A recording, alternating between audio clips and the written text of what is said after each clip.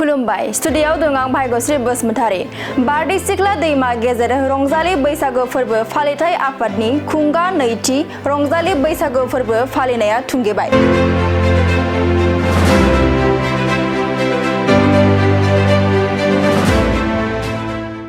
बरन'रि आरो सुख्ला दैसानि गेजेराव थानाय गासैबो हारिखौ खौसे खालामनाय थांखिजों रंजालि बैसागु फोरबो फालिदों बारदै सिख्ला दैमा गेजेर रंजालि बैसागु फोरबो फालिथाय आफादा।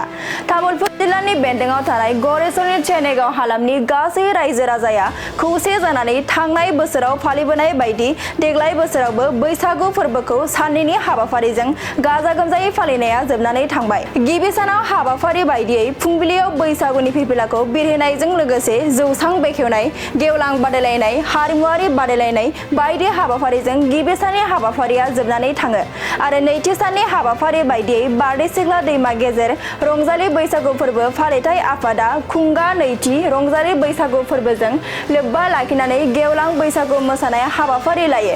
बे हाबाफारिखौ बेखेवनानै होयो सुख्ला सेरफां ओनसोलनि समाज सिबियारि प्रदीप नार्जारी बिथाङा आरो मोनाबिलि समाव हारिमु मोनाबिलि आयदाखौ बेखेवनानै होयो बिटिसिनि रोगाथाय बिफाननि मावफुं सोद्रोमा रनेन्द्र नार्जारी बिथाङा। बे हाबाफारियावनो सुख्लाय सेरफां ब्लक इउपिपिएलनि आफादगिरि बलेन्द्र नार्जारी, महरीपारा दखरा दुलाराय बर' फरायसा आफादनि आफादगिरि फैलाव दैमारी, अजय बर', तामुलपुर जिल्ला आसुनि गाहाय नेहाथारि नयन कलिता बिथांमोनजों लोगोसे ओनसोलनि समाज सिबियारि, फोरोंगिरि, मेलेमजिबि आरो गोबां रायजो राजाया बाहागो लादों। बे हारिमु मोनाबिलि आयदायाव बर'नि जाखांफुनाय मेथाइ खनगिरि करबी कसारी आरो सुदेम ब्रह्म बिथांमोनाबो बाहागो लादों।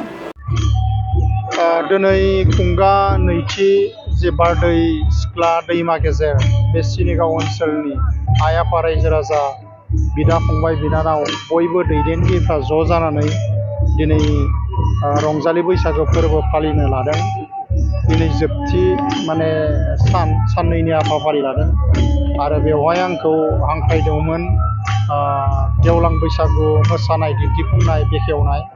बेवहाय बाहागो लानानै जोबोर गोजोननाय मोन्दों। बयबो आइ आफा रायजो राजाया बाहागो लादों। जोंनि बेवहाय गोबां बिभिन्न धरननि दोलोफोर बा बिभिन्न हान्जानि मानसिफ्रा बेवहाय बाहागो लादों आरो बेवहाय बयबो खौसे बाहागो लानानै दिनैनि जि रंजालि बैसागो फोरबो फालिनाय बेखौ जाफुंसार होदों आरो ओंखायनो गोजोनथाव मोनसे हाबाफारि होनना बुंनांगोन। बेवहाय गोबां हाबाफारि लादों।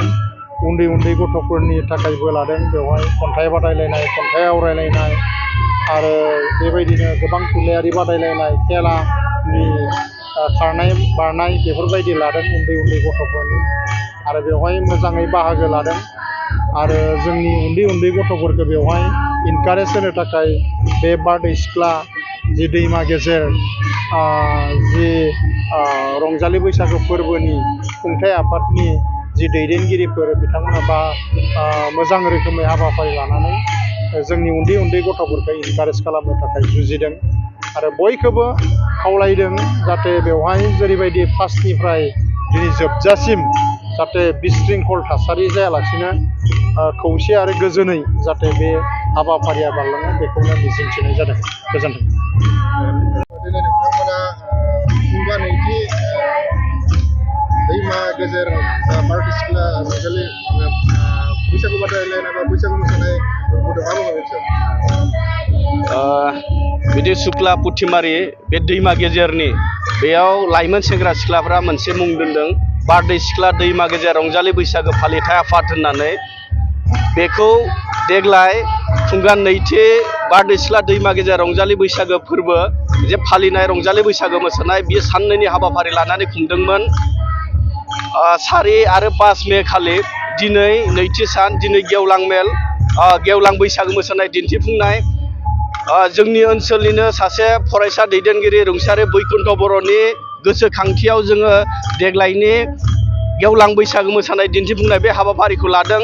नैबे सुख्ला पुथिमारि तामुलपुर जिल्लानि बेन्दोंआव थानाय सुख्लाय सेरफा समस्तिनि बेन्दोंआव थानाय नैबे दैमा गेजेरनि बर' गामिफोरनि बर' लाइमोन सेंग्रा सिख्लाफ्रा खौसे जानानै बर' हारिनि हारिमुखौ गोमसारहोनो, बर' हारिनि हारिमुखौ गोजौ फारसे लांनो फेहेरनो थाखाय मोनसे फिसा नाजानाय बोसोरफ्रोमबो थांनाय बोसोरबो खुंदों देग्लायबो खुंदों फैगोन बोसोरबो खुंनायनि मोनसे मिजिं लानानै बर' हारिनि हारिमुखौ जोङो बैसागो खुंनायनि गेजेरजों गोजौ फारसे लांनो फेहेरनो फोसावनो थाखाय जोङो मोनसे फिसा आखायाव लादों बेल' नङा जोङो खालि हारिमुजोंल' जोङो सिथाबनानै थायाखै नैबे ओनसोलनि लाइमोन सेंग्रा सिख्लाफोरा खौसे जानानै जोङो फरायसाफोरनि थाखायबो हाबाफारि जोङो मैया लादोंमोन गेलेमु बिथिंनि जोङो हाबाफारि लादोंमोन लोगोसे मोनाबिलि समाव जोङो मोसानाय मोनसे बादायलायनाय लादोंमोन जेराव नेशनेल टिभिनि रियेलिटि श'आव बाहागो लानाय सानै साथामसो बादायारि बिथांमोनाबो फैनानै बाहागो लादोंमोन जायनि बदलाव जोङो सानदों नैबे ओनसोलाव सुक्ला पुथिमारिनि गेजेराव थानाय नैबे गोग्लैसोनाय गामिफोरनि गेजेराव जोंनि हारिमुनि फारसे सांग्रां जागोन सोलोंथाइनि फारसे सांग्रां थांगोन आङो साबायखर बावदों नैबे ओनसोलनि लाइमोन सेंग्राफोरा बेफोरबायदि मोनसे गिदिर मोजां महत ग्रेट खामानि मोनसे लानायनि थाखाय आङो नैबे समाव साबायखर बावदों